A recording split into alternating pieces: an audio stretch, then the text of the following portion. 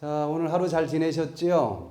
예, 날씨가 꽤 좀 쌀쌀했는데 이럴 때 오히려 감기를 조심해야 될 것 같아요.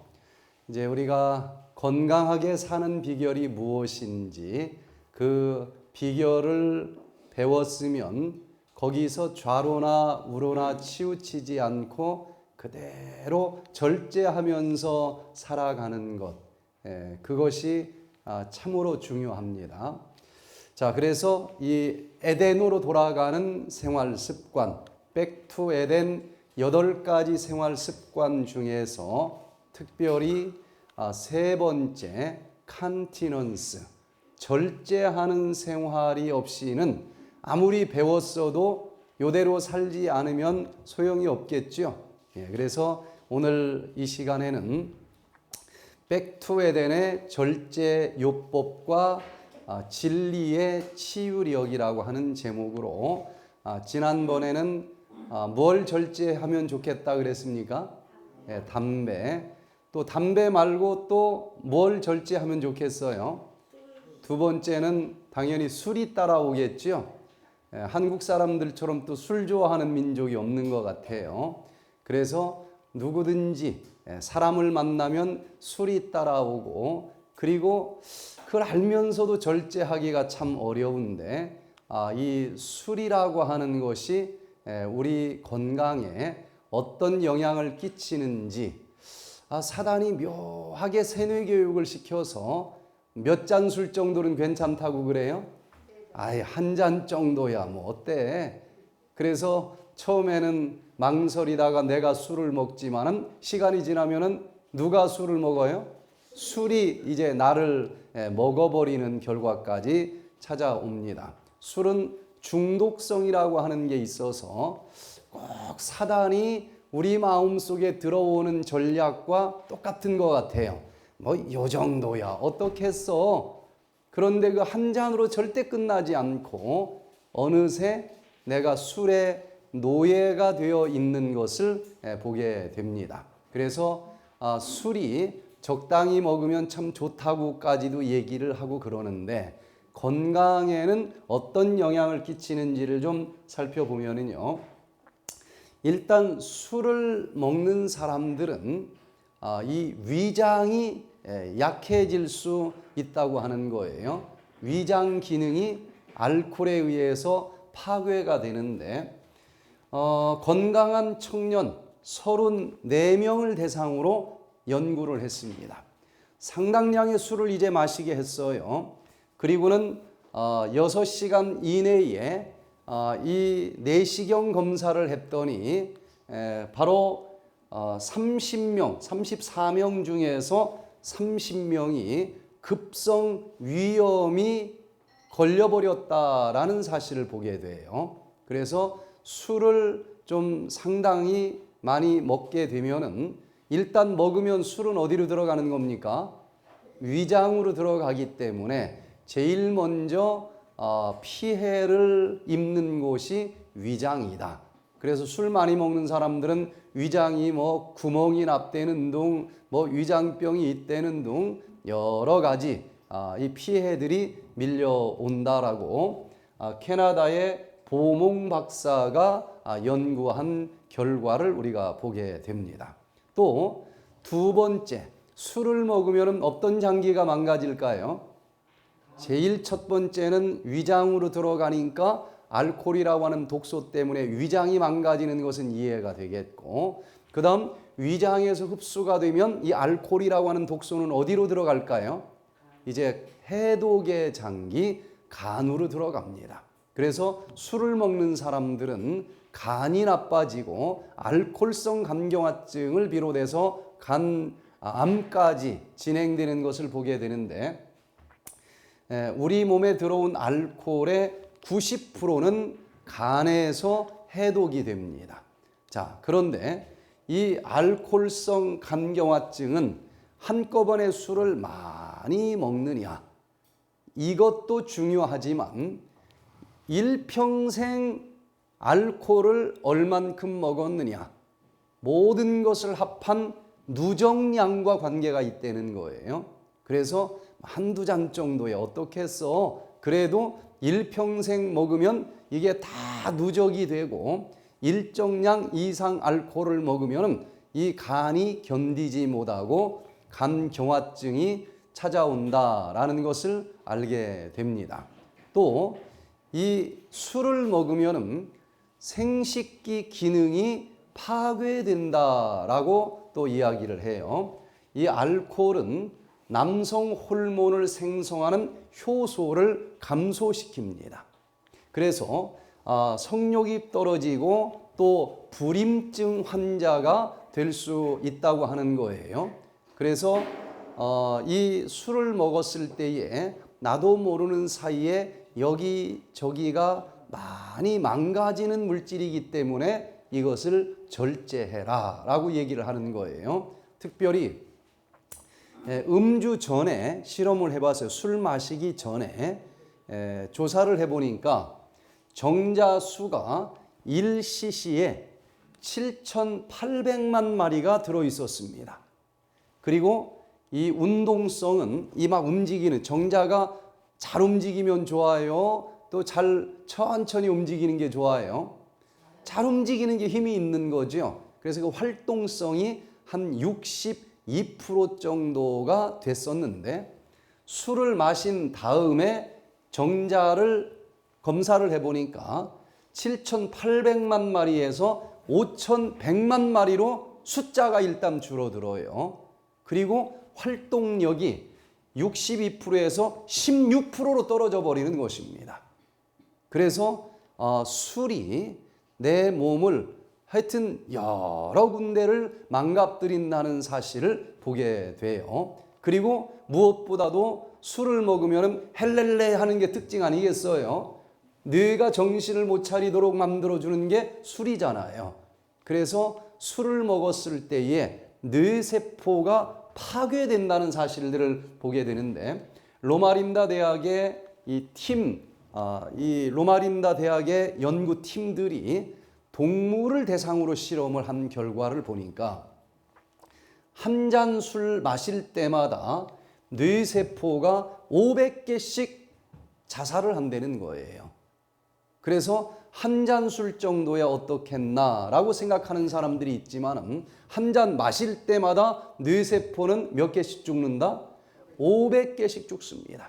그러니 평생 이게 죽으면은 나중에는 알코올성 치매가 오는 거예요. 그래서 치매 환자들 중에서 술 좋아하는 사람들이 굉장히 많습니다. 알코올성 치매로 나중에는 기억도 잘 나지 않는 그런 경험들을 하게 되는 거예요. 또 이 술이라고 하는 것은 대중에게 가장 큰 적이 된다라고 얘기할 수도 있겠다. 그렇게 얘기를 하는데 사회 분석학자들은 미국의 가장 큰 대중의 적은 술이다. 이렇게 얘기를 합니다. 1년에 10만 명 이상씩 술 때문에 죽는다는 거예요. 술 먹다가 운전해서 뭐 사고 나서 죽은 사람들도 있고 술 먹고 그냥 욱하는 마음으로 싸우다가 죽은 사람들도 있고 뭐 별의별 사람들이 다 있겠죠. 그래서 사실은 불법 마약 때문에 죽는 숫자보다도 알코올 때문에 죽는 숫자가 더 크다는 것입니다. 대한민국은 참 희한한 나라예요.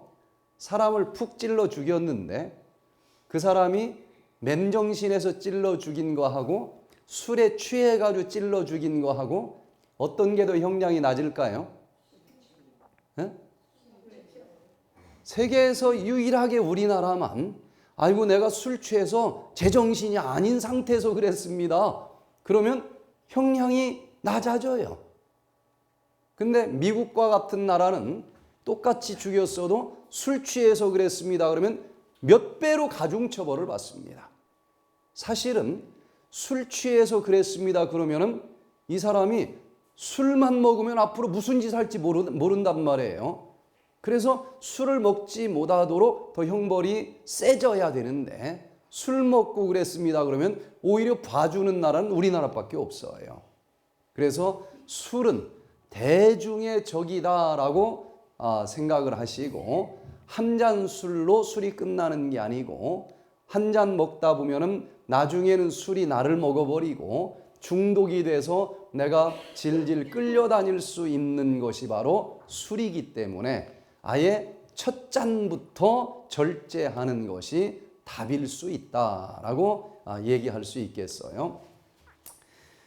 하루에 2잔만 마시는 음주자의 경우에도 박테리아 및 바이러스와 싸우는 우리 몸의 능력이 67% 정도 약해진다는 것을 보게 돼요. 그래서 한두 잔 정도에 어떻겠어? 하고 이 심혈관계 질환을 연구하는 학자들이 자꾸 한두 잔 정도는 혈액순환이 잘 되게 한다. 그렇게 얘기를 하는데 그것 빼고는 뇌세포도 한 잔 마실 때마다 500개씩 죽지, 무엇보다도 술 먹으면 헬렐레 하지 않습니까? 이 면역세포의 생명은 분별력이에요. 얘가 적군이냐 아군이냐. 그래서 적군이면 딱 잡아먹는 게 면역세포인데 일단 알코올이 들어오면 면역세포는 하루에 2잔만 마셔도 면역력이 67%까지 줄어든다. 그러니 질병과 싸우는 사람들은 술만큼은 멀리해야 된다라고 얘기할 수 있겠습니다. 근데 문제는 술 끊는 게 그리 쉽지가 않아요. 알코올 중독이라고 하는 게 얼마나 무서운 병인지 정말 겪어보면 힘듭니다. 김우혁 씨라고 하는 분이 이 프로그램에 오셨는데 이분은 알코올 중독자입니다. 뭐 처음부터 알코올 중독자는 아니에요. 속상할 때 한 잔씩 마시다 보니 이제 나중에는 술을 안 마시고는 손이 떨려서 못 살아요. 그러다가 당뇨가 심해져서 합병증이 막 밀려오는데 이제 합병증으로 손, 발이 썩어서 죽게 생겼습니다. 그래서 안 되겠다. 내가 이 술을 끊어야 되겠다. 결심을 하고 이 백투에덴 프로그램에 오는데 오면서도 술을 끊는 건 어려워요. 그래서 한 박스를 술을 가지고 집에서 출발을 했대요. 그래서 차에서 오면서도 계속 마셨는데 딱 들어가려고 보니까 아직도 남았어. 40병이 남았더래요.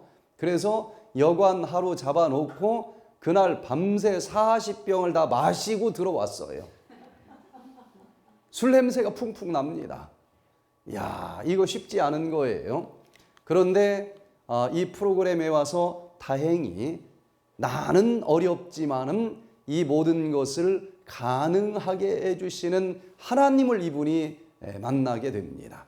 그러면서 기적적으로 술을 끊고 술을 끊었더니 당뇨병도 싹 사라지고 당뇨병 합병증도 치료되었다라고 앞에 나와서 아주 기쁘게 체험담을 얘기하는 모습을 우리가 보게 됐어요. 한 2달 전에도 여기 알코올 중독자가 오셨는데 부부간에 이렇게 살아도 술 먹는 사람은 어떻게 할 길이 없는 거예요. 그래서 결국은 이혼을 했습니다.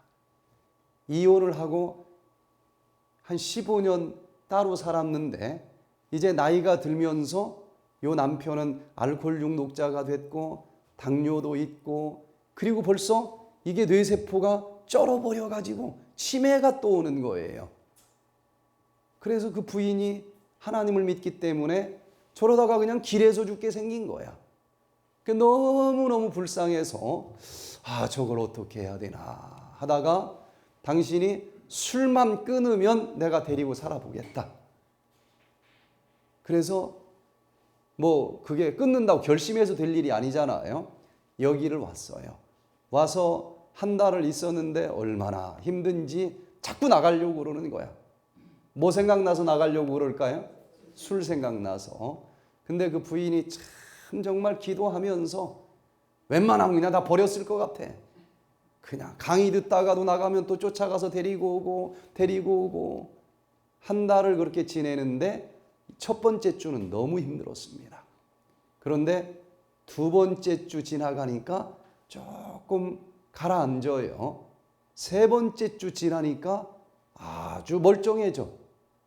한 달을 지내고 여기서 한 번도 술을 안 마시고 집에 갔는데 그래도 알코올이라고 하는 게 그리 쉬운 게 아니잖아요. 2달인가 지난 다음에 얼마 전에 전화가 왔어요. 집에 가서도 아직도 술을 안 먹고 있다. 그 남편이 직접 전화가 와서 자기도 대견한 모양이에요. 내가 술 안 먹고 아주 잘 지낸다는 거예요. 정말 하나님의 능력으로 내 문제는 내가 결정하도록 만들어졌다라고 하는 것을 기억하면서 술에 의해서 질질 끌려다니는 그런 삶이 아니고 이렇게 절제하면서 새롭게 살아가는 삶이 될 수 있기를 간절히 바랍니다. 자, 술을 절제해야 되고 담배를 절제해야 되고 또 절제해야 될 것 뭐가 있을까요? 네? 네. 자, 이 백투에덴을 하면서 별것 아닌 것처럼 생각되지만 꼭 절제해야 될 것이 있는데 그게 바로 설탕입니다. 설탕이 뭐 이렇게 해로울까? 이렇게 생각하는 사람들이 있어요. 근데 설탕이 얼마나 해로운지 모릅니다. 설탕은 어디서 뽑아낸 거예요? 사탕수수. 사탕수수를 먹는 건 괜찮아요. 그 사탕수수 속에는 당분도 있고 비타민 B1도 있고 미네랄도 있고 섬유질도 있고 영양의 짝이 맞아요. 그런데 설탕은 다 걸러내고 슈가 딱 하나만 모아놓은 것입니다. 그러면 어떤 일이 벌어질까요? 얘는 섬유질이 없고 당분 하나짜리이기 때문에 먹은 지 10분이면 소화시킬 것도 없어요. 그냥 혈관으로 흡수가 됩니다. 한꺼번에 쫙 흡수되니까 혈당이 높아질 거예요. 그러면은 췌장에선 비상이 걸립니다. 야야, 왜 이렇게 당이 높아진 거야? 이런 피가 끈적끈적해서 주인 양반 안 돼. 빨리 인슐린을 많이 만들어내 가지고 요 혈당을 좀 낮춰줘야 되겠다. 그러면은 요 췌장이 무리를 하고 무리를 하면서 많이 인슐린을 만들어내게 돼 있어요. 그래서 혈관에 있는 포도당을 싹 처리를 해줬더니 그 다음에는 또 저혈당이 오는 거예요.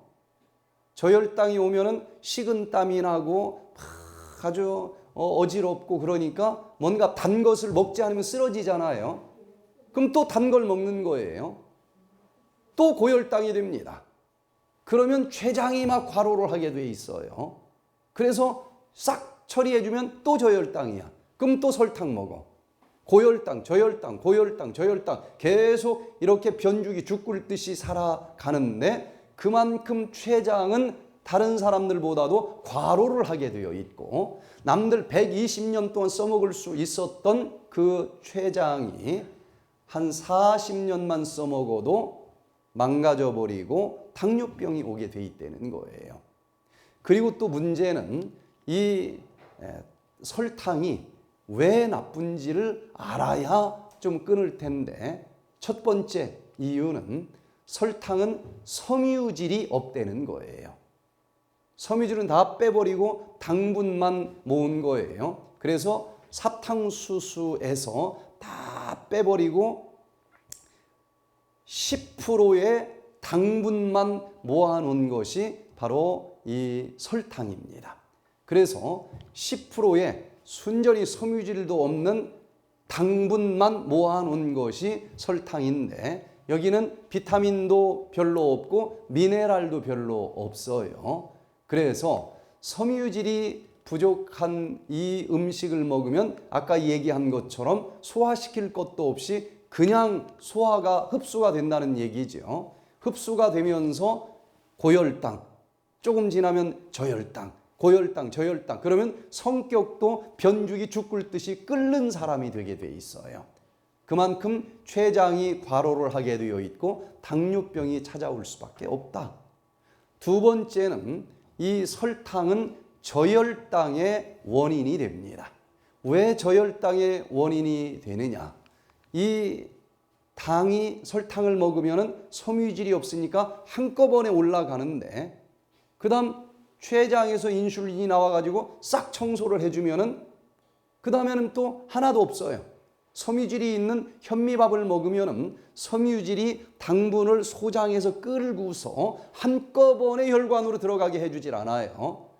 처음에 조금 들어가고 그 다음 또 섬유질이 끌고 가다가 그 다음 또 조금 들어가게 하고 밥 먹고 그 다음 밥 먹을 때까지 섬유질이 소장해서 포도당을 끌고서 일정한 속도별로 혈관으로 포도당을 들여보내주기 때문에 섬유질 자체가 혈당을 조절을 해주지만 이 설탕은 섬유질이 없기 때문에 먹으면 10분 만에 쫙 올라가. 그 다음 하나도 없어.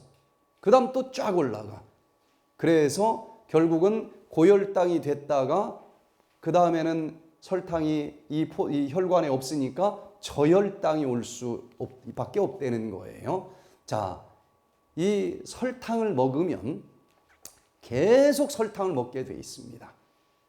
그래서 아이스크림 먹는 사람들은 초콜릿 먹고 초콜릿 먹는 사람들은 코카콜라 먹고 계속 설탕이 많은 것만 먹게 돼 있는데 이것이 리차드 이 헬러 박사는 이것을 당 탐닉 이론이라 이렇게 이름을 붙였는데 정제당, 예를 들어서 섬유질을 빼버린 설탕을 먹었다. 그럼 어떤 일이 벌어질까요? 지금 얘기한 것처럼 소화시킬 것도 없으니까 10분이면 혈관으로 포도당이 쫙 올라가겠죠. 급격하게 혈당이 올라갑니다. 그러면은 요걸 처리해 주기 위해서 뭐가 많이 분비가 돼야 돼요? 인슐린이 많이 분비가 되게 돼 있고 그 인슐린이 많이 나왔으니까 혈관에 있는 포도당을 금방 싹 청소해 줬겠죠. 그러면 저혈당이 옵니다. 저혈당이 오면은 빨리 당분 좀 먹어주세요 하고 이 세포가 신호를 보낼 거 아니겠어요? 단 것이 또 땡깁니다. 그래서 또 단 것을 찾아서 먹게 돼 있다. 그러면 단 것을 먹었으니까 또 고혈당이 되고 또 인슐린 나오고 인슐린이 나와서 싹 청소해 주니까 또 저혈당, 또 설탕, 이렇게 하루 종일 설탕을 먹게 돼 있고 당뇨병이 찾아오게 되어 있다는 거예요. 자, 이 설탕이 나쁜 세 번째 이유는 성격이 이상해진다는 겁니다. 설탕을 먹으면은.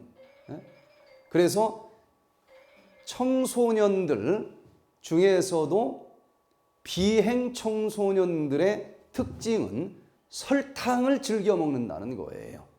설탕을 즐겨 먹으면 참을성이 없어집니다. 웩 하고 난폭한 성격을 갖게 돼 있다는 거예요. 자, 왜 그런가 하면은요, 두 가지 이론으로 학자들은 설명을 합니다.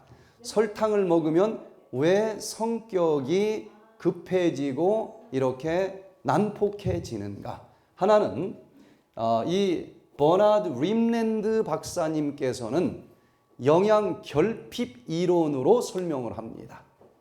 자, 무슨 얘기인가 하면은요, 설탕을 먹었어요. 그러면 당분 하나짜리니까 소화시킬 게 없죠. 바로 흡수가 됩니다. 그러면은 얘를 세포 속에서 태우면서 에너지로 만들려면은 포도당 하나 가지고 에너지가 만들어지는 건 아니죠. 산소도 있어야 되고 또 뭐도 있어야 돼요? 비타민 B1, 미네랄과 같은 불소식의 영양소가 있어야 됩니다. 그런데 설탕 속에는 다 사탕수수에서 비타민과 미네랄은 빼버리고 딱 슈가 하나만 모아놓은 게 설탕이기 때문에 그 불소식의 영양소인 비타민과 미네랄이 없어요. 없는데 들어왔으니까 태워줘야 되잖아요. 그러면 다른 데서 쓸 것을 끌어다가라도 태우게 됩니다. 근데 우리 몸에서 비타민과 미네랄을 가장 많이 쓰는 장기가 두뇌세포예요. 전체 피 중에서 4분의 1은 두뇌 돌리는 데 씁니다. 급하니까 여기 부잣집에서 야 불쏘시개 좀 구워줘라. 지금 설탕 들어온 거 지금 안 불태워주지 않으면 안 돼. 해서 여기 뇌세포를 돌릴 때 사용해야 될 비타민과 미네랄을 끌어다가 설탕을 태웁니다. 일단 에너지는 만들어지는데 그 설탕을 먹은 사람은 저혈당이 와서 또 설탕 먹고 그럼 비타민 또 태워야 되고 그래서 정작 나중에 뇌세포가 움직여야 될 때 비타민이 부족한 거예요. 비타민이 부족하면은 이게 잘 안 돌아가요. 누가 기분 나쁘게 하면은 욱 하고 소리 지르고 싶은 반응도 뇌에서 일어나지만 또 한쪽에서는 아이고 저 사람이 무슨 일이 있어서 저러겠지? 이것도 돌아가면은 참을 수도 있는데 설탕을 즐겨 먹는 사람들은 욱 하는 것만 있지 저 사람 입장을 생각하는데 돌릴 비타민이 없단 말이에요. 그래서 결국은 화를 내고 난폭해지고 짜증을 내는 사람이 되는데 왜 그러느냐? 설탕을 먹어서 뇌세포에서 사용될 비타민과 미네랄과 같은 영양이 결핍되게 만들었기 때문에 이런 일이 벌어지는 거다. 그래서 영양 결핍 이론으로 설탕을 즐겨 먹으면 참을성이 없고 난폭해지는 성질을 갖게 돼 있다. 이렇게 설명을 합니다. 또 여기 얼 민델 박사님은 좀 다른 방법으로 설명을 해요. 호르몬 이론으로 설탕을 먹으면 난폭한 성격이 찾아오게 돼 있다라고 설명을 하는데 설탕을 먹었어요. 10분이면 혈관으로 흡수가 됩니다. 그러면은 얘가 고혈당이 되니까 아까 얘기한 것처럼 얘를 빨리 낮춰주기 위해서 뭐가 많이 만들어진다 그랬어요? 인슐린이 많이 만들어집니다. 그럼 인슐린이 와서 샥 청소를 해줘. 그러면 이 손가락 끝 혈관에 포도당이 너무 적은 저혈당이 옵니다. 저혈당이 오면 어떤 현상이 벌어질까? 자동차를 쫙 운전하고 가는데 기름이 떨어졌어요. 앵꼬가 됐어. 그러면 자동차가 어떻게 갑니까? 덜커덩 덜커덩 흔들흔들 이렇게 가지요. 에너지가 떨어졌을 때 나타나는 증상이 손가락 끝에서도 나타나요. 기름 떨어진 것처럼 지금 에너지가 떨어졌으니까 얘가 막 떨리는 증상이 나타나는 거예요. 그러면은 또 어떻게 돼요? 여기 몸에서는 여기 손끝 발끝에 지금 저혈당 증세가 찾아와서 혈관에 있는 포도당이 40밖에 안 됩니다. 이러면 죽습니다. 진짜 죽을 것처럼 막 어지럽고 막 이상하잖아요. 그러면 어떻게 해야 되겠어요? 최대한 빠른 속도로 심장에서 포도당을 많이 함유하고 있는 피를 손끝 발끝까지 보내줘야 되지 않겠어요? 그러면 이 새로운 심장에서 만들어진 포도당이 많이 담겨져 있는 피를 심장에서 손끝 발끝까지 가장 빠른 속도로 보내는 비결은 심장에서 펌프질을 살살 해야 되겠어요? 세게 해야 되겠어요?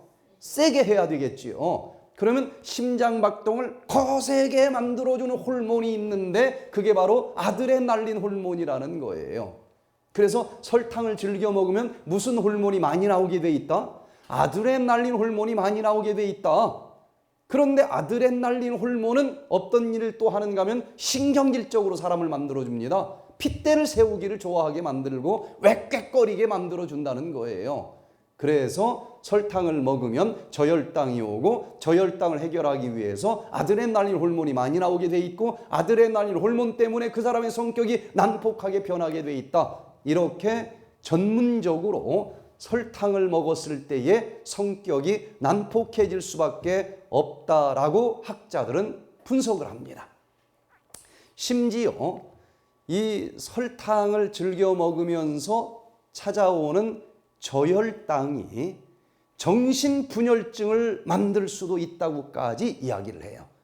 그래서 뭔가 참을성이 없고 정신분열증이 있고 뭔가 신경질적이고 짜증내고 이런 사람들의 식단을 분석을 하면은 전부 설탕이 들어있는 음식만 먹는다는 거예요.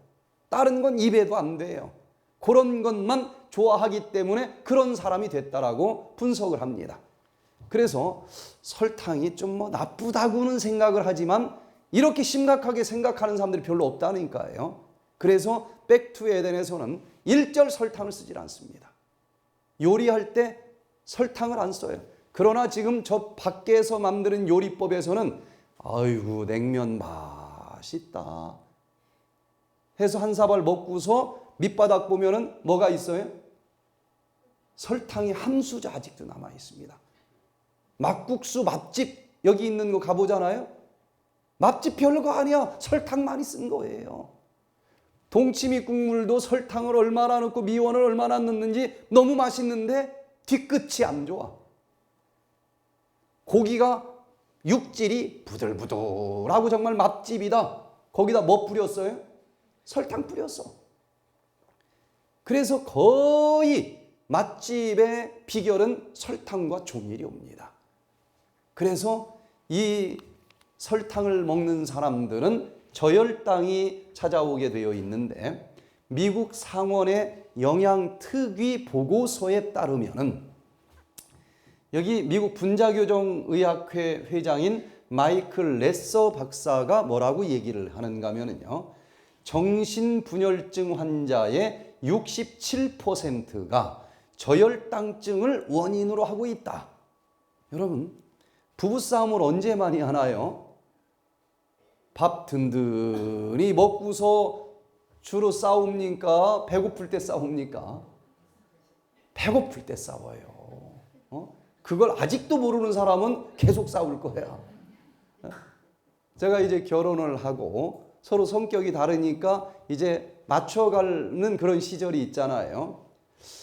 근데 언제 주로 싸우는가 하고 가만히 살펴보니까 명절날 이제 시댁을 가는 거예요. 우리 집사람 입장에서는 우리 집을 이제 가는데, 평상시는 서울에서 대전까지 2시간, 거기서 우리 집까지 3시간, 3시간이면 가는데 이게 뭐 빽빽이 늘어서 있으니까 9시간이 걸려요.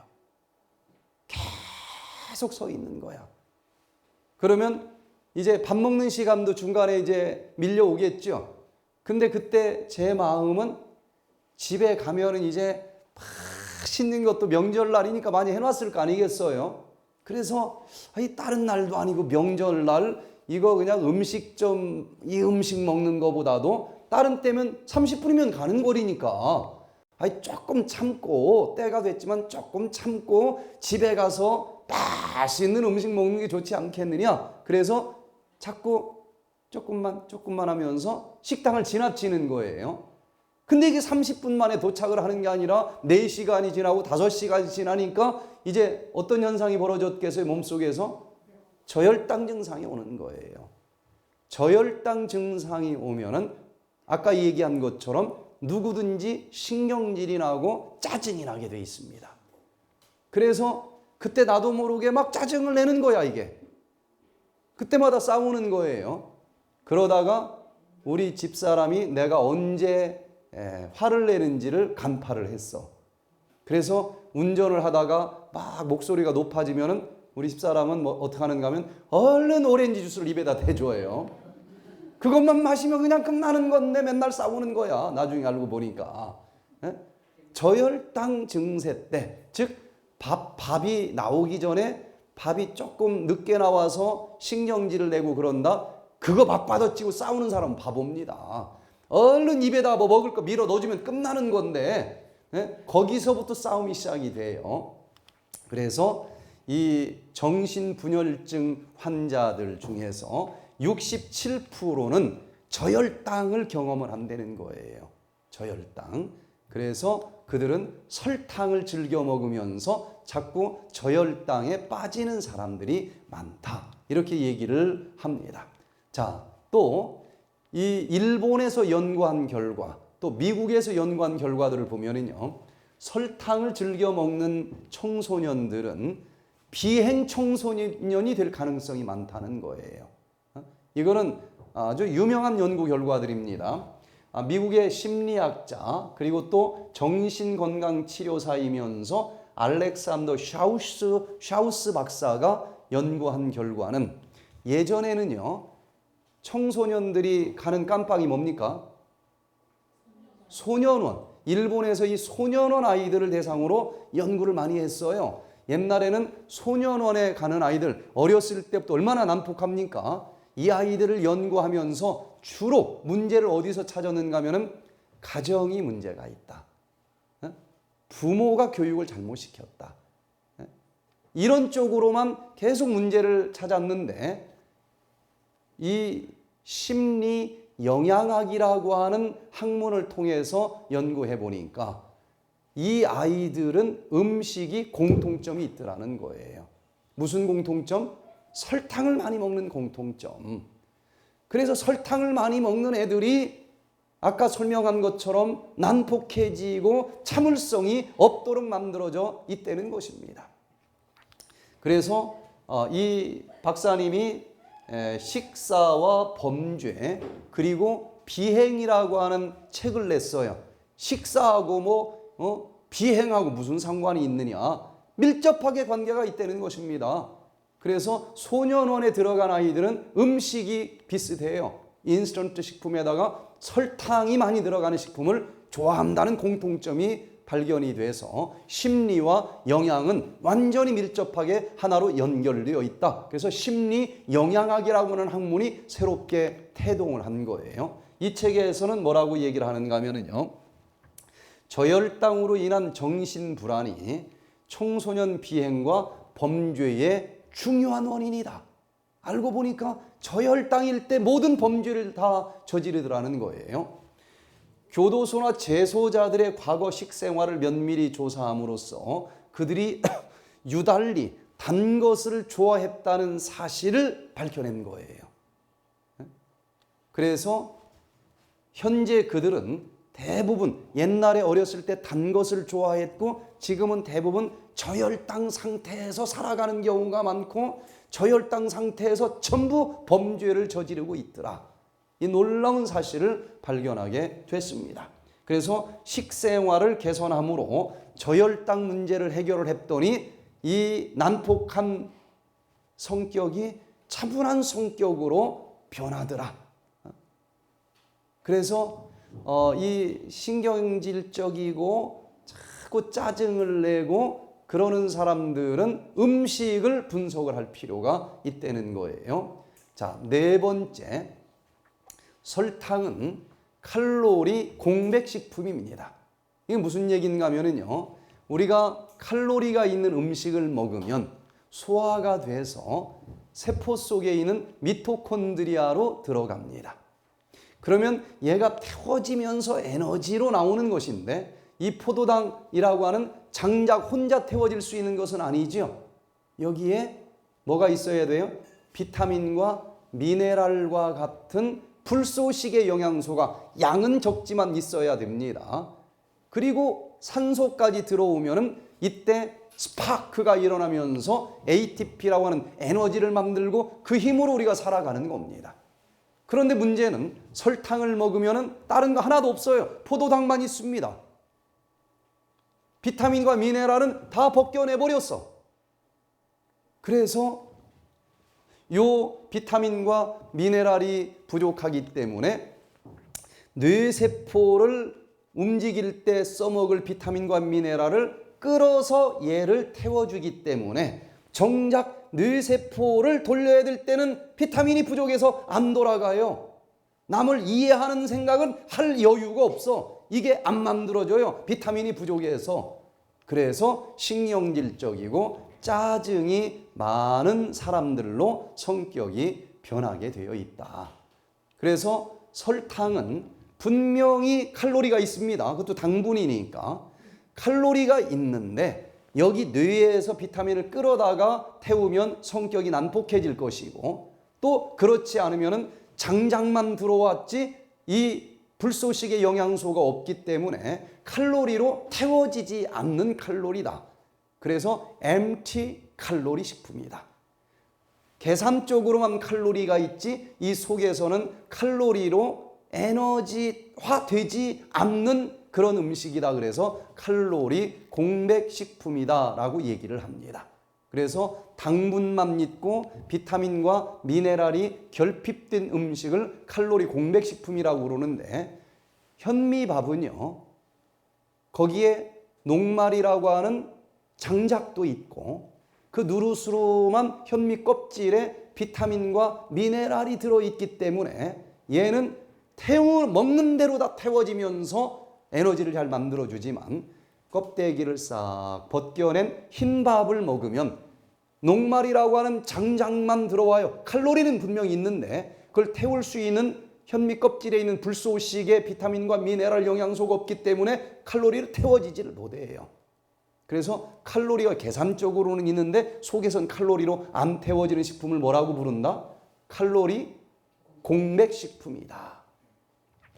자, 그래서 배만 부르지 에너지가 안 만들어지는 흰밥을 먹는 사람들은 잔뜩 먹었는데 힘이 없어요. 피곤하다는 겁니다. 에너지로 태워지질 않아요. 그래서 언젠간 써먹을지 모른다 하고 아랫배에다가 지방으로 저장을 하기 때문에 아랫배만 자꾸 나오는 거예요. 흰밥 먹는 사람들은. 그래서 설탕과 흰밥처럼 칼로리 공백식품을 먹지 말고 이 통곡류를 먹을 필요가 있다는 거예요. 또 다섯 번째, 설탕이 왜 해로운가? 면역력을 약하게 만든다라고 밝혀져 있습니다. 설탕을 실험을 해보니까요, 하나도 안 먹은 사람들의 경우에는 백혈구 한 마리가 박테리아 14마리를 잡아먹는 아주 파워풀한 힘을 갖고 있습니다. 그런데 이 설탕을 6티스푼을 먹게 했어요. 그랬더니 백혈구 한 마리가 박테리아 10마리밖에 못 잡아먹을 정도로 약해져요.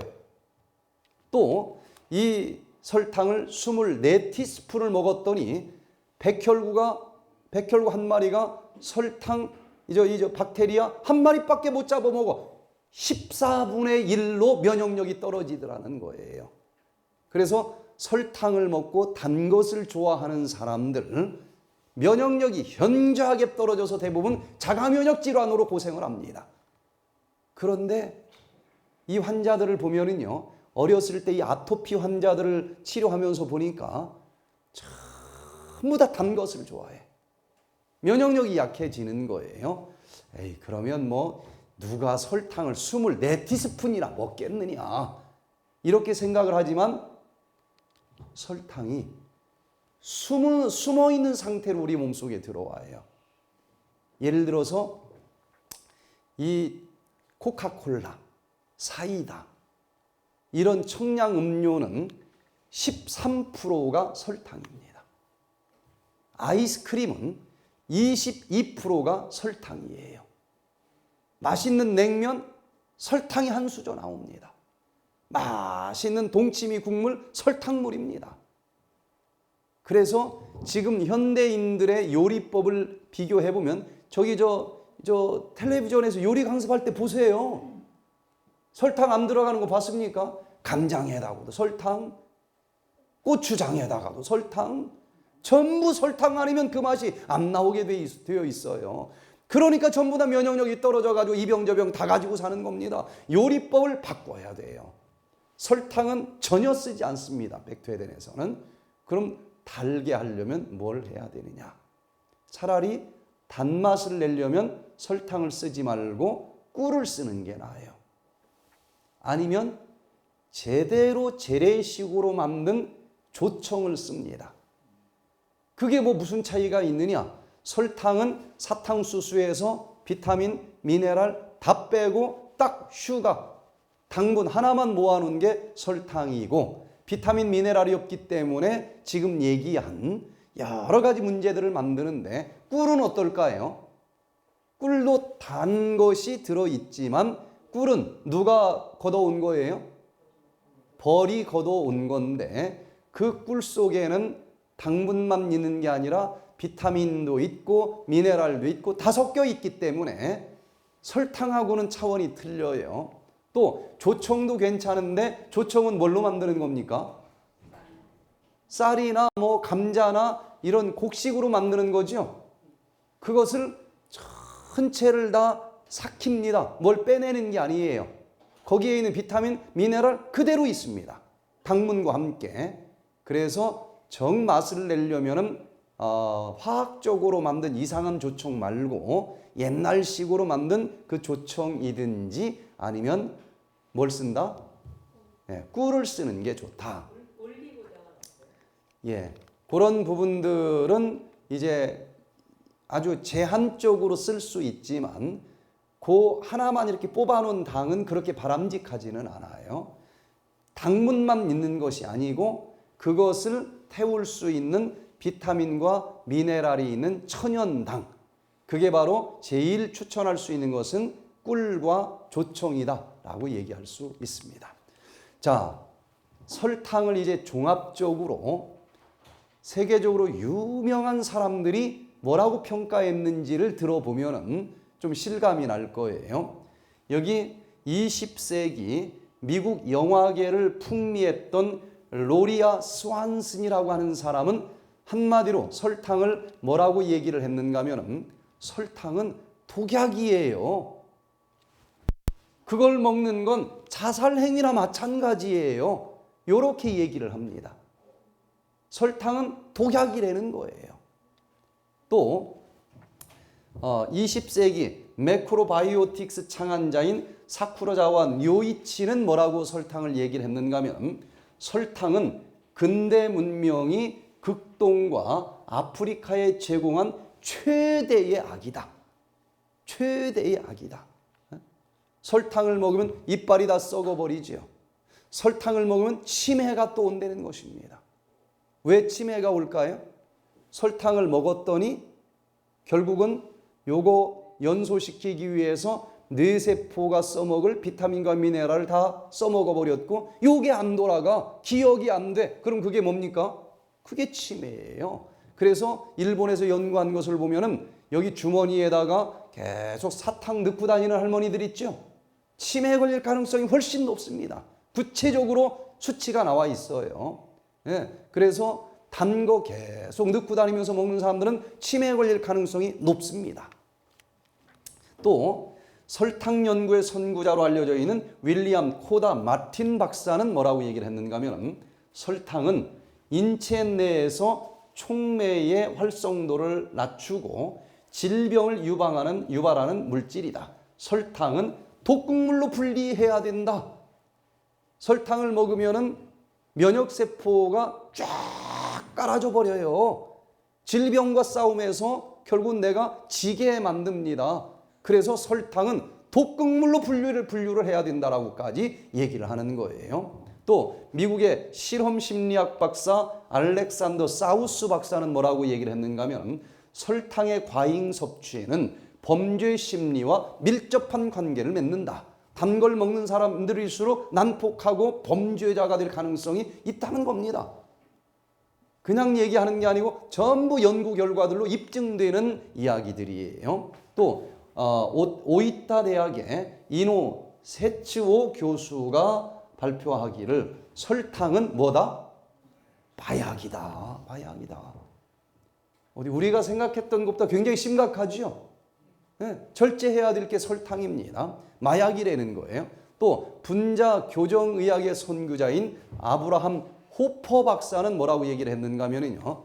설탕은 식품으로는 취급해서는 안 된다. 입에 들어가서는 안 되는 것이다. 그 이유를 아드레노크롬설로 설명을 합니다. 왜 설탕을 식품으로 취급해서는 안 된다라고 얘기를 했는가 하면은 자, 설탕을 먹어요.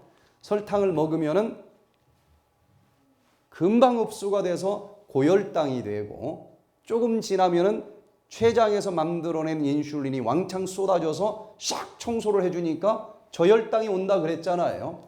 저혈당이 오면은 여기 손끝 발끝에 포도당을 많이 가지고 있는 피를 빨리 보내주세요 하는 요청이 오니까 심장을 세게 품어주는 무슨 호르몬이 많이 나온다 그랬어요? 아드레날린 호르몬이 많이 나온다. 아드레날린 호르몬이 많이 나오니까 펌프질 해준다면은 정상 수치보다 아드레날린 호르몬이 많이 나오니까 분해시켜야 되지 않겠어요? 다시 아드레날린 호르몬을 분해시키면은 그 부산물로 아드레노크롬이 생성이 됩니다. 그런데 이 아드레노크롬이라고 하는 게 어떤 일을 하는가 하고 보니까 정신분열증을 일으키는 물질이라는 거예요, 얘가. 그래서 정신분열증의 원인이 되는 메스칼라인이라고 하는 마약과 성분이 똑같은 것이 설탕을 먹고 분해시키는 과정에서 분비가 되고 정신분열증 환자가 된다. 이렇게 구체적으로 발표를 해놓은 거예요.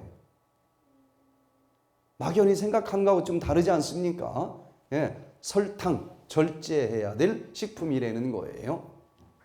그래서 우리가 이 당분을 먹었으면은 그 당분을 잘 태워서 활력 넘치는 삶을 살아야 되는 것처럼 영적으로도 당이 에너지로 잘 태워지도록 당 대사가 제대로 일어나야 되는데, 그러려면은 영적인 포도당과 같은 말씀을 먹어야 힘이 나지 않겠어요? 말씀도 안 먹고 맨날 봉사만 하러 다니면은 금방 저혈당이 옵니다. 이상한 사람이 되는 거예요. 자, 그래서 이 영적인 포도당인 말씀을 잘 먹어주고, 그 다음에 얘가 막 살아꿈틀거리고 태워지면서 에너지가 나오려고 하면은 비타민과 같은 활력 넘치게 해주는 영양소를 같이 먹어줘야 되지 않겠어요? 말씀을 먹었는데 여기서 그냥 가만히 앉아만 있어 얘가 막 꿈틀거리고 활활 타오르면서 그 말씀의 주제인 사랑이 막 타올라야 되지 않겠습니까? 사랑이 있어야 돼요. 거기다가 또 산소가 없이는 불이 붙을 수가 없으니까 산소가 들어와야 되듯이 성령의 산소가 들어오도록 기도하는 삶을 살면은 우리가 정말 신나는 삶, 활력 넘치는 그런 성령 충만한 삶을 살 수가 있다는 것입니다. 자, 이렇게 설탕을 우리가 절제해야 될 목록으로 넣어야 된다. 근데 그렇게 심각하게 생각을 안 해요. 그냥 채식만 하면 된다고 생각을 하는데 걸릴 병 다 걸려. 제가 볼 때는 이 설탕이 굉장히 심각한 겁니다. 이 습관을 고쳐야만 돼. 과자 좋아하는 사람, 과자 속엔 뭐가 많이 들어있어요? 설탕. 요것을 절제해야만 됩니다. 자, 또 절제해야 될 것 뭐가 있을까요? 커피. 제가 미국에 10년 갔다가 한국을 왔더니 가장 많은 변화가 뭐였는지 아십니까? 지난 10년 동안 제가 미국에 갔다가 딱 왔더니 피부로 느껴지기를 대한민국이 엄청나게 변했는데, 첫 번째 커피집이 너무 많아졌어. 여러분들 인정하십니까? 한 집 건너 커피가 하나씩 있어. 그래서 무슨 아메리카노니 전 지금도 그게 뭔지 몰라요. 아메리카노가 뭐예요? 아무나 먹는 게. 원두를 뽑아내는 건데 설탕이 없어요. 그럼 아무나 먹으면 안 되겠네. 저는 지금 나오는 무슨 커피 이름도 저게 뭔지를 잘 몰라. 지난 10년 사이에 엄청나게 커피가 많이 번지고 있는데 별의별 거짓말들이 다 돌아다녀요. 커피를 먹었더니 어떤 박사가 발표하기를 뭐해도 좋다는 동, 뭐해도 좋다는 동, 그런 말 있어요, 없어요? 그런데 커피는 대기업이 뒤에 서 있습니다. 학자들을 얼마든지 돈으로 살 수도 있어요. 커피에 대해서 정직한 연구 결과들을 오늘 몇 개를 좀 보면서 커피를 끊어야 됩니다. 요즘에는 먹었다면 커피 없이는 살 수 없는 사람들이 너무나 많아요. 어떤 의미에서든지 중독이 되는 것은 피해야 됩니다. 중독이 되는 건 아무리 좋은 거라도 피해야 돼요. 그래서 이 커피 기업체가 돈 대줘서 연구한 그 이상한 몇 개 논문 말고 객관적으로 연구된 커피의 해로움을 좀 살펴보면요, 여러분 커피 하나만 끊어도 몸이 달라집니다. 커피 마시고 싶을 때는 이 몸에서는 물을 달라고 하는 신호였어요. 자, 커피에 대한 연구 결과를 몇 가지를 보면은, 첫 번째, 커피를 마시면은 불면증이 찾아온다는 거예요. 왜 불면증이 찾아올까요? 그 속에 뭐가 들어 있습니까? 카페인이 들어 있어요. 카페인이 들어오면은 카페인은 중추신경을 흔들어주는 자극성이 있습니다. 그러니까 훅 처졌다가도 커피를 마시면 정신이 번쩍 들지 않습니까? 예? 졸릴 때는 신경이 좀 쉬어달라는 신호였어요. 그런데 커피 속에는 칼로리가 들어있지는 않잖아요. 근데 커피를 마시면 번쩍하고 힘이 나죠. 그건 가짜 힘입니다. 지금 막 파김치가 돼가지고 이제는 이건 쉬어주는 것밖에 답이 없어. 그런데 커피를 마시면 분명히 커피 속에 칼로리가 없단 말이에요. 근데 힘이 나. 이건 가짜 힘입니다. 뭐냐? 고갈이 됐는데 여기저기서 그냥 이 카페인이 뒤 흔들어 가지고 박박 긁어 가지고 에너지를 만들어 주는 거예요. 쉬어야 될 때 쉬지 못하고 나중에는 더 큰 고갈이 올 수밖에 없게 만들어 주는 거예요. 그래서 신경이 뒤 흔들리니까 계속 마시다 보면은 잠이 안 옵니다. 이제 많이 마시는 사람들은 그것도 중독이 돼가지고 잘 모르는데, 안 마시던 사람들이 커피 한 잔 마시면 밤을 꼬박 새지 않습니까? 불면증이 와요. 그리고 커피를 한 잔 딱 마셨으면은요, 반감기, 그 속에 들어있는 이 카페인이 10개를 먹었다. 그러면 반절로 줄어드는 시간이 4시간이나 걸립니다. 그래서 오후 5시에 마셨어도 이 카페인이 반절로 줄어들려면은 4시간이 지나야 되니까 9시가 돼도 카페인은 반절이 있다는 거예요. 낮에 먹었어도 아직도 잠자는 시간에 남아 있는 겁니다. 그래서 커피 때문에 요즘 한국인들 중에서 불면증 환자가 너무 많다고 저는 봅니다. 두 번째, 이 커피를 건강한 사람이 먹을 때는요, 중추신경을 자극을 해가지고 정신이 더 바짝 나는 것처럼 느껴지게 하고 작업 능률이 좀 좋아지는 것처럼 느껴지게 착각을 합니다. 착각하도록 만들어줘요. 건강하니까. 그런데 건강이 좋지 않은 사람들이 먹으면, 즉 피로가 쌓인 사람들이 먹으면, 이때는 답이 뭐냐? 너무 일을 많이 해서 쉬어줘야 된다는 얘기입니다. 그런데 그때 커피를 마시고 또 반짝 정신이 나서 일을 계속하는 사람들은 그 다음에는 더 고갈된 번아웃 상태가 찾아올 수가 있다는 거예요. 나중에는 진짜 피로가 더 커지게 돼 있다는 거예요. 또 커피를 먹으면 이 위벽을 자극을 합니다. 카페인이 위벽을 자극을 해서 위산이 더 많이 나오도록 자극을 해줘요. 그러면 위산 과다증이 이제 찾아오게 되어 있고, 그리고 여기 분문을 딱 자리 잡고 이걸 묶어주고 있는 괄약 근육이 그 자극에 의해서 느슨해져 버려요. 그러면서 위장에 많이 쏟아져 나온 그 위산이 식도 위로 올라가 버립니다.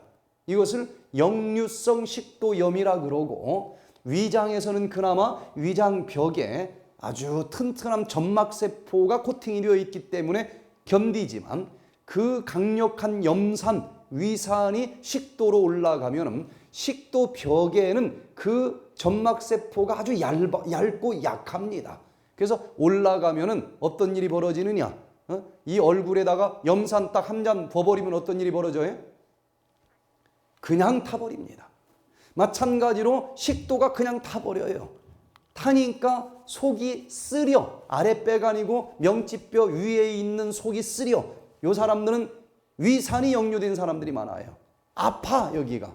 심장이 아픈 것하고 비슷해서 처음에는 착각하는 경우도 많아요. 신물이 올라올 때마다 상처가 나고, 또 고쳐주지만 또 상처가 나고, 그러면 우리 몸의 모든 조직은 반복적으로 상처를 주면 최종적으로는 그곳이 암세포로 변하게 되어 있습니다. 그래서 이렇게 신물이 올라오는 사람들은 결국은 식도암이 올 가능성이 굉장히 높아요. 이게 조금 더 올라오면 여기 목소리를 만드는 부분도 요 염산이 딱 상처를 주니까 쉰 목소리가 나옵니다. 항상 쉰 목소리가 나온다? 역류성 식도염을 가지고 있을 가능성이 많고, 이 사람은 세월이 지나면은 후두암에 걸릴 가능성이 굉장히 높아요. 이게 커피 마시는 것하고 관계가 있다는 거예요. 자, 그래서 하루에 6잔 정도 커피를 마시는 사람들은 연구 결과를 보니까 위궤양 발병률이 확실히 높다는 연구 결과들을 보게 됩니다. 6잔 마시는 사람 있을까요? 없을까요? 많아요. 요즘에 많습니다. 그러면서도 속이 쓰린데도 아이고 왜 쓰려 그러는 사람들이 많은데 커피하고 관계가 있다는 겁니다. 또 5번째는 이 커피는 장의 연동 운동을 더 촉진시켜 줍니다. 카페인이. 그러니까 위장과 식도를 이 연결하는 이 분문의 이 괄약 근육이 느슨하게 되면서 이 역류증도 발생을 하고, 하루에 5잔 이상의 커피를 마시는 사람을 연구해 보니까 심근경색증 발병률이 이 이유 하나만으로도 2배 내지 3배가 더 높아진다는 거예요. 심근경색증이 2~3배가 더 많아집니다. 또 심장이 좀 예민한 사람들 있죠. 심장이 좀 문제가 있고 약한 사람들, 그런 사람들은 이게 불규칙적으로 뛰게 하는 부정맥을 유발시켜요. 커피를 마시면. 그러면서 혈압이 높아지고 콜레스테롤이 높아진다라고 하는 연구 결과들이 발표가 되고 있고, 또 이 콩팥에 카페인이 이제 자극을 주면은 소변을 더 많이 보게 해줍니다. 커피를 마시면 소변이 더 잘 나와요. 그러면은 이 몸속에 있는 물은 일정해야 되는데 커피를 마시면은 안 마신 사람보다도 소변을 더 많이 싸게 하니까 몸속에 뭐가 부족하겠어요? 수분이 부족해. 수분이 부족해지면은 여기 뇌세포에서 수분이 부족하면 초조해집니다. 불안해져요. 짜증이 잘 납니다. 무릎 연골 쪽에서 수분이 부족하면 무릎 연골이 푸석푸석해지면서 빨리 망가져요. 위 벽 세포에서 수분이 부족하면 소화가 잘 안 됩니다. 그래서 갈증이 생겼을 때는 물을 마시도록 되어 있지, 그때 커피를 마시면은, 자 보세요. 지금 몸속에서 물이 1잔 정도가 부족해. 그럼 갈증 센서가 움직이겠죠? 그래서 커피를 1잔 마셔주면은 그 부족한 것 1잔이 채워진 것처럼 착각할지 모르지만 얘가 들어가서 소변을 2잔을 버리게 만들어줘요. 소변을 2배로 더 싸게 해줘. 그래서 오히려 안 먹은 것보다도 갈증이 더 심해지게 돼 있다는 거예요. 물을 마시라고 해주는 신호를 착각하고 커피를 마시는 사람들이 많이 있다는 거예요. 또 하루에 커피를 3잔 정도는 마셨다면 보통 마시겠죠. 3잔 이상 마시면은 여성들은 임신이 잘 안 될 수 있고, 임신을 한 여성은 유산될 가능성이 높아진다는 거예요. 이런 게 커피라고 하는 것입니다. 또 체내에서 이 커피를 마시면 카페인이 칼슘을 몸 밖으로 배설시켜주는 일을 합니다. 몸에서 칼슘을 빼내가는 거예요. 커피를 마시면은. 그러면은 무슨 병이 찾아올 수 있을까요? 골다공증이 찾아올 수 있어요. 한국 사람들은 뼈가 약하기로 유명한 민족입니다. 근데 한국 사람이 커피를 제일 많이 마시고 있어요, 요즘에.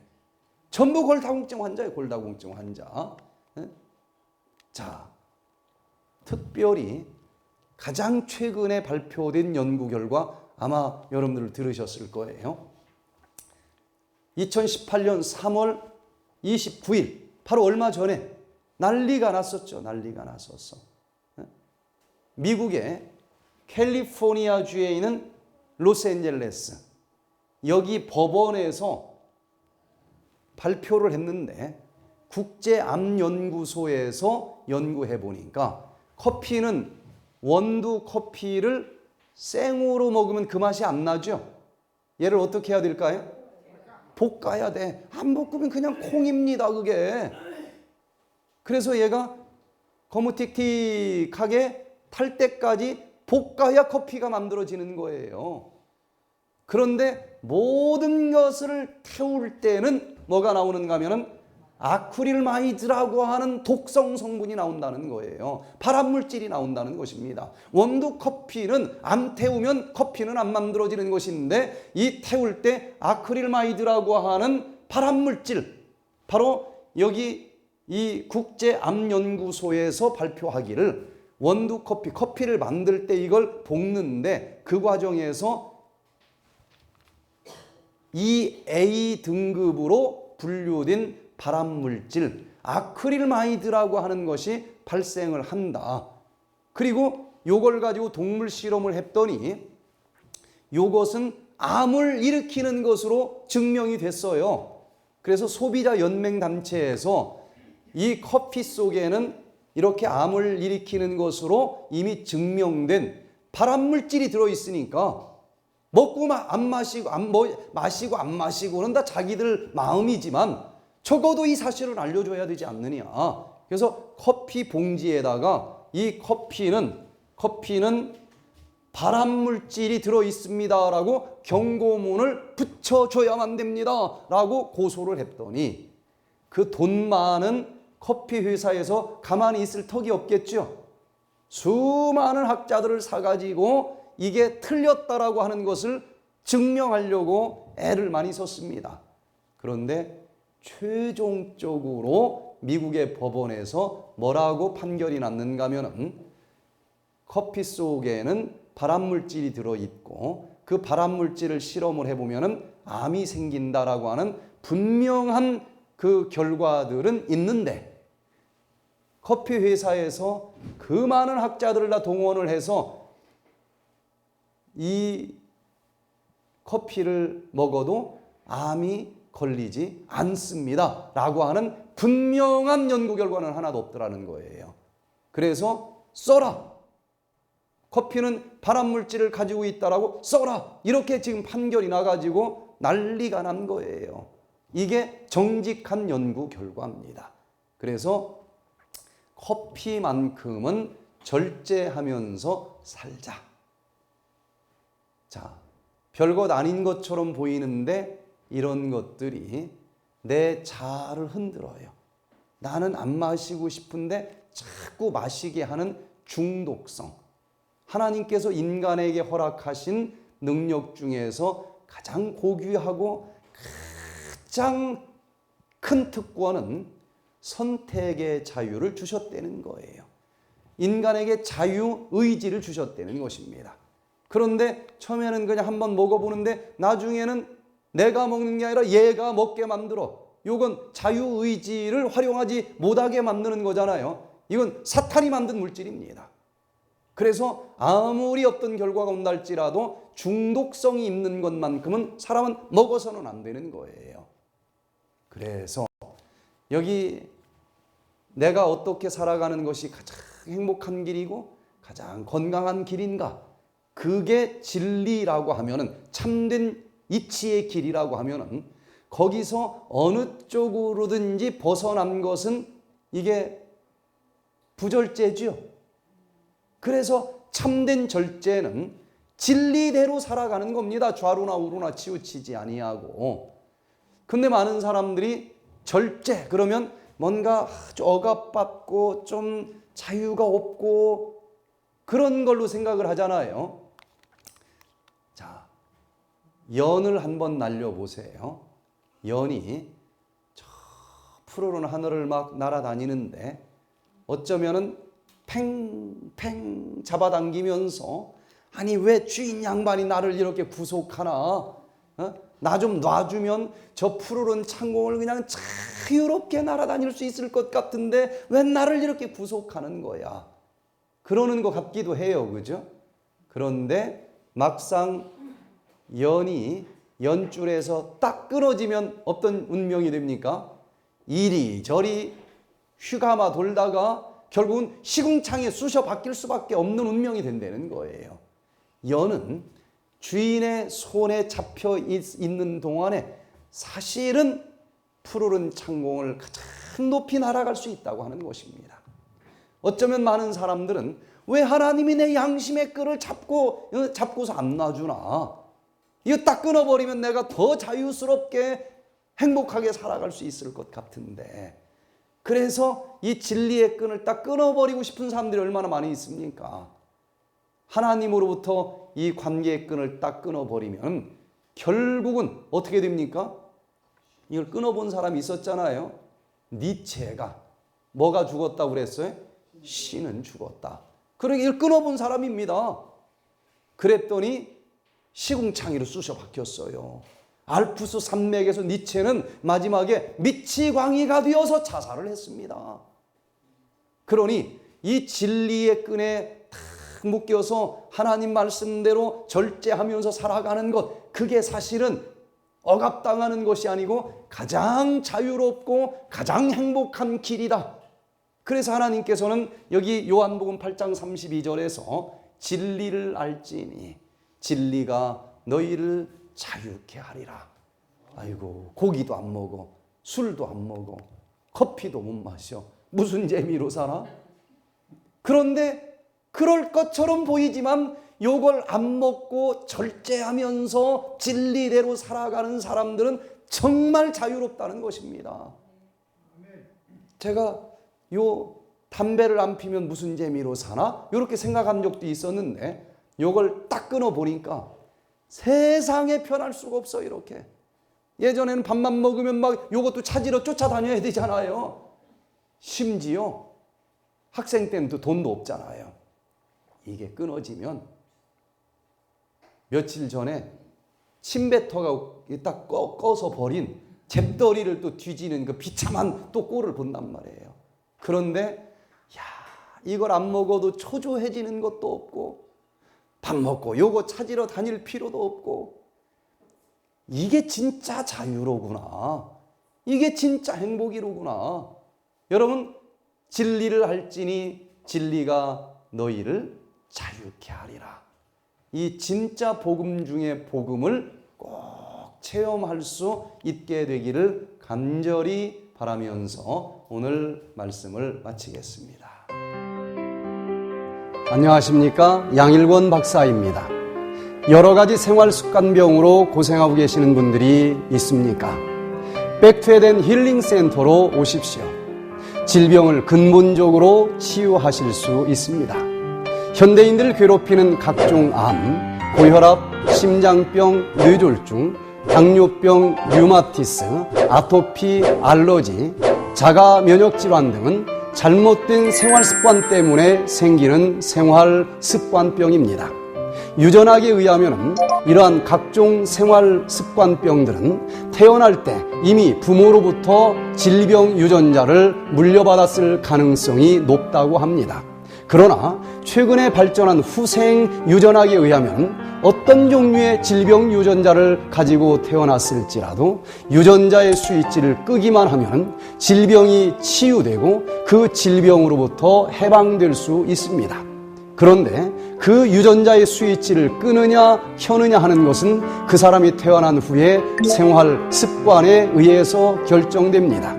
백투에덴 힐링 프로그램은 예방의학, 한의학, 천연치료학, 심리영양학 등의 최첨단 학문의 연구 결과를 통합적으로 사용하여 질병의 원인이 되는 잘못된 생활 습관을 가장 단시간 내에 가장 확실히 고칠 수 있도록 도와주는 획기적인 프로그램입니다. 후생 유전학을 바탕으로 생활 습관을 개선함으로 질병 유전자의 스위치를 꺼서 각종 불치병, 난치병을 치유할 수 있는 획기적인 백투에덴 힐링 프로그램에 여러분을 초청합니다. 백투에덴에는 두 가지 프로그램이 있습니다. 먼저 평생 잘못된 생활 습관으로 인해서 몸에 축적된 독소를 제거해주는 디톡스 프로그램인 비우기 프로그램이 있습니다. 다음에는 건강에 좋은 음식을 먹으면서 치료하는 건강식 프로그램인 채우기 프로그램이 있습니다. 한방에서는 만병의 근원은 일독이라 했습니다. 만 가지 질병은 한 가지 독소에서 시작한다는 것입니다. 양방에서는 세계 최고의 의과대학인 존스 홉킨스 대학에서 질병이 3만 6천 종류가 있는데 그 모든 질병의 최종적인 원인은 활성산소라고 하는 독소라고 발표를 했습니다. 최고의 치료 환경을 갖춘 설악산 백투에덴 힐링센터에서 만병의 근원이 되는 활성산소를 해독하는 항산화 주스, 해독을 위한 효소, 그리고 새로운 세포를 생성하기 위한 건강식 등의 치료 방법으로 완전한 치유와 행복의 삶을 시작하시기 바랍니다.